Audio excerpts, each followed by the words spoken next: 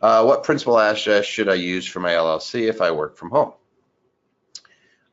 It depends on where you set up your LLC. If you set up your LLC, generally speaking, you need to have a physical address. And I'm just going to say, for our purposes, when I work with LLCs, I use a physical address as the principal address, and it should be something different than your house.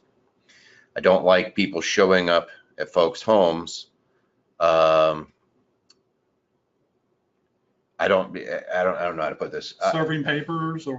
Well, service of process is always one, but what you don't realize is that once you register a principal address for a business, everybody pulls that information and starts sending you stuff. So unless you love piles of paper, don't do it. And unless you want somebody showing up on your doorstep, door-to-dooring you for business services, don't do this.